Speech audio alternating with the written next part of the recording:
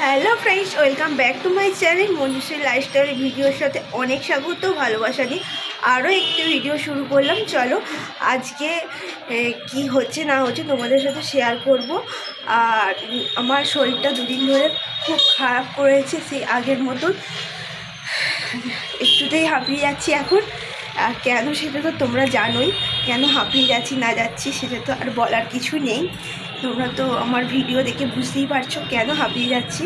চলো ভিডিওটা কন্টিনিউ করতে থাকো। আজকে একটা ননদকে আইবুড়ো ভাত খাওয়ানো হবে, তারই আয়োজন চলছে। আজকে পোলাও হবে, পোলাও আর মাংস হবে। পোলাও চাল ভিজিয়ে রাখা আছে, আর এখানে পেঁয়াজ টমেটো ধনেপাতা কাটা আছে, আর আলু ভাজা করে রাখা আছে এখানে। চলো ভিডিওটা শুরু। আর হবে আজকে তোপসে মাছের ফ্রাইয়ের জন্য ম্যারিনেশন করা আছে লেবু নুন হলুদ লঙ্কা জিরে গুঁড়ো ধনে গুঁড়ো এইটা দিয়ে ম্যারিনেট করে কিছুক্ষণ রেখে দিতে হবে। তারপর মাছটা ভাজবো। আর এখানে তোপসে মাছটা ভেজে নিচ্ছে বোন তোপসে মাছটা হাফ ভাজা করে রেখে দিচ্ছে। তারপরে আবার ভালো করে ওরা এলে তখন ফুল ভাজা করে ওদের পাতে দিয়ে দেবো। এই দেখো হাফ ভাজা করে রাখা আছে। চলো ভাজাটা করা যাক, আর ভিডিওটা তোমরা দেখতে থাকো। আর আজকে চিকেনটা কষা করব। চিকেনটা আজকে ভেজে নিয়ে তারপর করব। চিকেনটা এমনি করলে না দেখেছি খালি ছেড়ে যায় আর অনেক নরম হয়ে যায়, তাই আজকে ভেজে নিয়ে করব। আর এখানে আলু ভাজা করছি। আলুটা সিদ্ধ করে নিচ্ছি যাতে তাড়াতাড়ি হয়ে যায়। ওরা 1টা-1:30টার মধ্যে খেতে আসবে, তাই জন্য আলুটা আর বেগুনটা ভেজে নেব। আর এখানে মাংসের পেঁয়াজটা ভেজে নিচ্ছি, আর এদিকে বেগুন কাটা আছে।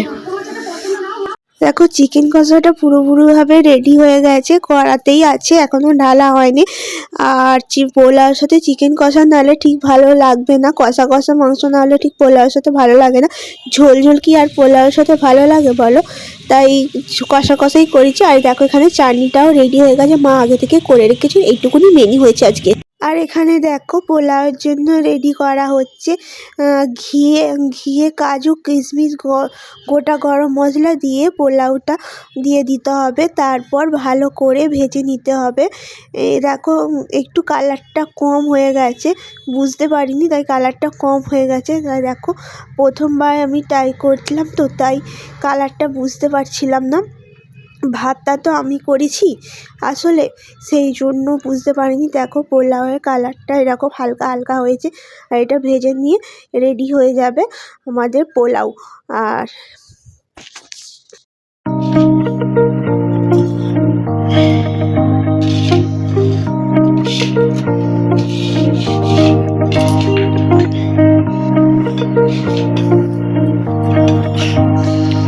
এদিকে দেখো